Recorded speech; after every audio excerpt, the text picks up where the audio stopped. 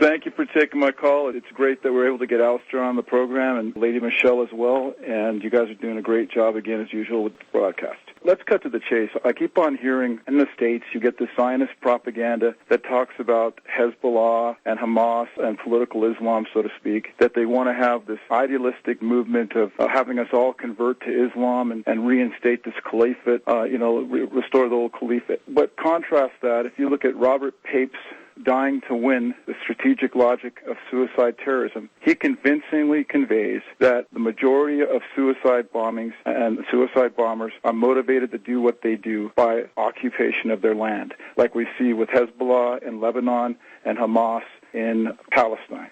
And the bottom line is, as you had correctly said, Hamas was democratically elected, yet President Carter, with the Carter Center, he oversaw those elections, determined that they were free and fair. And the bottom line here is the U.S., the neoconservatives and the pro-Israel lobby, AIPAC and similar, and the Zionist lobbies in England as well, they did not like the result of that election, even though the neoconservatives pushed for it via President Bush. They just didn't get a result that they liked. But I wanted you to address that if possible. You'd also touched on Jabotinsky. I wanted to bring that up with regard to this militant form of Zionism that the Likud party was basically based on, with Ariel Sharon as well. And, it was this racist, militant Zionism, if you could touch on that. And are we heading for this clash of civilizations that Samuel Huntington had written about, and that the neoconservatives are basically trying to push us into, this World War IV clash of civilizations with the Muslim world? And you made a very interesting point on the Alan Hart interview, Heart of the Matter, I believe, on Press TV, and you said something that we have to face here is that our governments in the West, I'm British as well as American, by the way. I had a relative, an admiral,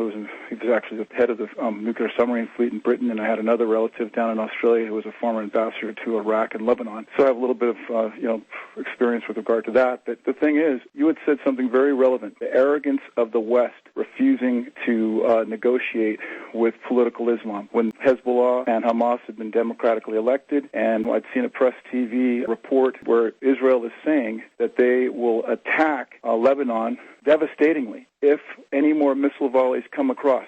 Now, that seems to me to be in accordance with the clean break agenda that the Iraq quagmire was based on, and you can go over to NeoconZionistThreat.com. Again, that's NeoconZionistThreat.com, and you can see the link on the upper right there. It's titled The Clean Break. Do you think that Israel will get us into a war with Iran and Syria via Lebanon? Are they serious with this threat about launching an attack on Lebanon if any more missiles come across? And lastly, and I really appreciate your time here, if you look at James Bamford's Pretext for War book, and also my friend's book, The Transparent Cabal, I'll start with Bamford, you can look up Israel as a terrorist motivation and index, and our foreign policy in support of what Israel does to brutally oppress the Palestinians, like what we see in Gaza now, what we've seen in Lebanon, as you'd mentioned, Qana, the 2 attacks on Qana and on UN compounds and such. This is seen throughout the Arab Muslim world on Al Jazeera, now Press TV. It's just radicalizing these people to attack us. It was the primary motivation for 9/11, as Bamford conveys in Pretext for War. And my good friend Stephen Snagosky recently released his book, The Transparent Cabal, and you can look it up at NeoconZionistThreat.com. And he conveys that the bottom line